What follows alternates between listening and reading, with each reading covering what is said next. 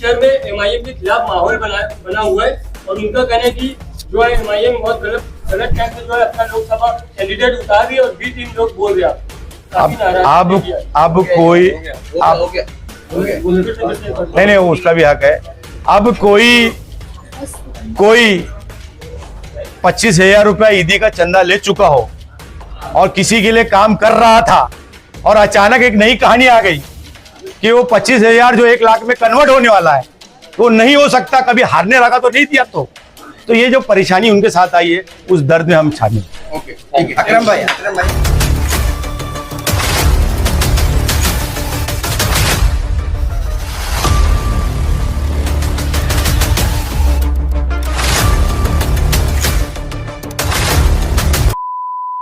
उन्होंने कैलकुलेशन किया हुआ है बाकी के उम्मीदवारों ने, आपका एमआईएम का कैलकुलेशन किस तरह से, जीत किस तरह से हासिल करेंगे?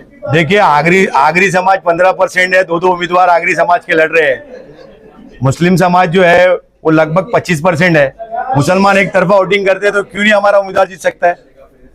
कुंभी समाज का लीडर ये बोलता है कि मेरा समाज मेरा सपोर्ट करेगा तो मैं जीत सकता हूँ, तो मुसलमान को क्यों नहीं अधिकार मिलना चाहिए कि भाई मेरा समाज मुझे सपोर्ट करेगा मैं जीत सकता हूँ? मुसलमान समाज आपको वोट क्यों करे?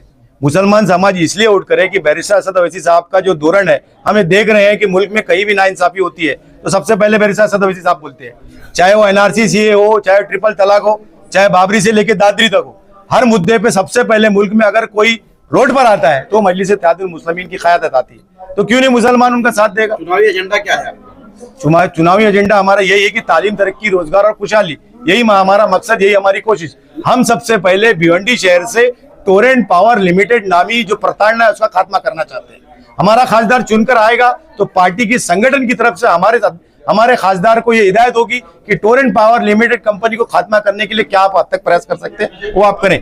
दूसरी, आरोग्य सेवा आईजीएम हॉस्पिटल को डिविजनल दर्जे का मिलना चाहिए। ये सब डिविजनल दर्जा मिलने के बाद हम ये देखते हैं कि आमदार रईस शेख संघर्ष कर रहे हैं, कपिल पाटिल संघर्ष कर रहे हैं, इलाज नहीं हो रहा है। मंत्री है, इलाज नहीं हो रहा है। रईस शेख सरकार में थे, इलाज नहीं हो रहा है और कुछ भी नहीं कर पा रहे। तो भिवंडी आईजीएम हॉस्पिटल को है जो है सब डिविजनल दर्जा हटा के उसको डिविजनल दर्जा का काम दिलाने का काम करें। जिस तरह से देखा जाए भिवंडी शहर में मुस्लिम बहुमूल्य संख्या ज्यादा है, वैसे में मुस्लिम समाज को लेकर क्या काम करने वाले हैं? देखिए, मुसलमान समाज पूरे मुल्क में पिछड़ा हुआ है। इस तरह साबित होता है कि मुल्क में कहीं भी झुग्गी झोपड़ी नजर आएगी तो वहां मुसलमान नजर आएगा। आप ये देखिए कि भिवंडी शहर में और भिवंडी शहर के अतराफ जितने ग्रामीण है सब जगह झुग्गी झोपड़ी में अक्सरियत तादाद मुसलमानों की होती है। पानी, सड़क, रोशनी, इसी के लिए परेशान है मुसलमान। आरोग्य सेवा नहीं है, ट्रांसपोर्ट सेवा नहीं है, शिक्षा नहीं है, उच्च शिक्षा नहीं है। तो ये सो कॉल्ड सेकुलर पार्टियां जो लगातार सरकार में रही है, इन्होंने क्या किया? इस लोकसभा क्या पापड़ तल रहे थे क्या? इस लोकसभा भिवंडी के अलावा आपने कहां दौरे किए और वहां की किस तरह की समस्या है? देखिए, सेम समस्या सभी जगह है। मुसलमान अक्सरियत तादाद में झुग्गी झोपड़ियों में रह रहा है। कारण है कि 70 साल में so called secular party Congress, NCP, Samajwadi, इन्होंने मुसलमानों का ये बोलकर वोट लिया कि भारतीय जनता पार्टी आरएसएस आ जाएगी और वो सरकार में आए, फल का है, लेकिन मुसलमानों के साथ इंसाफ नहीं किया। आप ये चुनाव मैदान में खाली मुस्लिम समस्याओं को लेकर उतरे हैं कि अदर समस्याएं भी है? देखिए, हमारे खासदार इम्तियाज जलील पे जब मुसलमानों ने विश्वास किया, एक तरफा वोट किया, तो खासदार इम्तियाज जलील साहब जब खासदार बने तो पिछले 5 साल में उन्होंने इतना काम किया कि न सिर्फ उस लोकसभा मतदार क्षेत्र का पिछड़ा समाज बल्कि हिंदू समाज भी उनके साथ में कंधे से कंधा मिलाकर प्रचार में काम कर रहा है।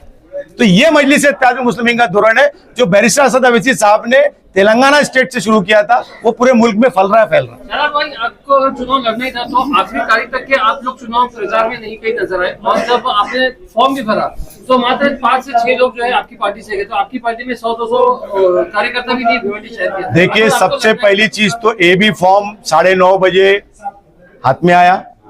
3 बजे तक फॉर्म भरने के आखिरी टाइम था। बहुत से डॉक्यूमेंट कैंडिडेट के कंप्लीट नहीं थे, जो कंप्लीट करना था। जुम्मा का दिन था, इसलिए सभी कार्यकर्ताओं को बुलाना मुनासिब नहीं था। दूसरी बात, अंदर जाने के लिए केवल 4 लोग को अलाउ करते हैं, ये आपको मालूम है। 4 घंटे में रैली ऑर्गेनाइज नहीं की जा सकती थी। रैली और रैला क्या होता है ये आप आने वाले वक्त में देख लोगे। बालिया मामा हो या दूसरे उम्मीदवार हो, ये क्या कर रहे थे पिछले 5 साल? कहां थे? टिकट मिलने के बाद ही मैदान में आए ना। उससे पहले ईद, बकरा ईद, दीपावली के बैनर सिर्फ लगाते हैं। काम क्या है वालिया मामा या दूसरे उम्मीदवारों का? काम बताइए ना आप। ये चुनावी मैदान में आपकी एमआईएम लड़ाई पार्टी किससे को अगर उम्मीदवार खड़ा करना था तो फिर एबी फॉर्म देने में देरी क्यों हुई? क्या एमआईएम पार्टी के सुप्रीमो को नहीं मालूम क्या लोकसभा चुनाव चल रहा है, तो फिर पार्टी ने देरी क्यों की देने की? सब मालूम था, या पूरा षड्यंत्र? सब मालूम था। उन्होंने भिवंडी लोकसभा मतदार क्षेत्र को ऑब्जर्वेशन मोड पे रखा हुआ था, देख रेख में रखा था, हमसे संवाद लगातार जारी था। आदरणीय खासदार इम्तियाज जलील के माध्यम से राष्ट्रीय अध्यक्ष तक पूरी बात जा रही थी। पार्टी का ऐसी सोच थी कि कौन कौन उम्मीदवारी के लिए फॉर्म भरता है। ये जो गणित है कि दो बड़ी पॉलिटिकल पार्टी के बीच में जब चुनाव होता है तो चुनाव लड़ना मुनासिब नहीं था। जब कई बड़े लोग चुनाव लड़ते हैं तो ऐसे गणित में वो वोटर जो हमेशा परेशान रहा है इन लोगों से, वो हमारी तरफ कन्वर्ट हो सकता है, और ऐसा होता आया है। आप देखिए औरंगाबाद उदाहरण है। कुछ पार्टियों द्वारा आपको बीजेपी का सपोर्टर कहा जा रहा है, वोट काटने का एक पार्टी कहा जा रहा है, इसको किस तरह देखते हैं? देखिए, जब से 2014 से मजलिस इत्तेहादुल मुस्लिमीन रियासत तेलंगाना से महाराष्ट्र स्टेट में आई है, पूरे इंडिया में फैल रही है। हमारे हजारों नगर सेवक बन चुके हैं, बिहार में 5 एमएलए बने, स्टेट में हमारे 1 खासदार बने। ये बातें वो बोलते जा रहे हैं, लेकिन मुसलमान अल्हम्दुलिल्लाह बैरिस्टर असद अवैसी साहब के साथ आते जा रहे हैं। आप बार बार मुसलमान का जिक्र कर रहे हैं, आप सिर्फ पूरे समाज को लेकर चुनाव लड़ रहे हैं, सिर्फ मुसलमान के लिए लड़ रहे हैं? तो ये बात अखिलेश यादव से क्यों नहीं पूछा जाता? ये बात जो है तेजस्वी यादव से क्यों नहीं पूछा जाता? ये बात नहीं, वो क्यों उनके राष्ट्रवादी भी है, समाजवादी भी है, नहीं ऐसी कई पार्टियां हैं। ये आप सिर्फ मुसलमान के साथ नाइंसाफी हुई है, इसलिए ये बात बोलना गलत कैसे हो सकता है? मुसलमान के साथ में so called secular political front ने, कांग्रेस, एनसीपी, समाजवादी को जो मुसलमानों ने इस विश्वास के साथ वोट डाला कि बाबरी मस्जिद के ताल्लुक से इंसाफ करेंगे, एजुकेशन में अच्छा काम करेंगे, आरोग्य में अच्छा काम करेंगे, इन्होंने तो नाइंसाफी किया। तो मुसलमान क्यों ना मुसलमान लीडर को कबूल करे? गलत क्या है इसमें? संविधान ने इजाजत दी है ना उसकी, गलत क्या है इसमें? भिवंडी लोकसभा 23 में आपकी लड़ाई किससे? देखा जाए तो बीजेपी और एक तुतारी मायावती। हमारी लड़ाई आरएसएस से है।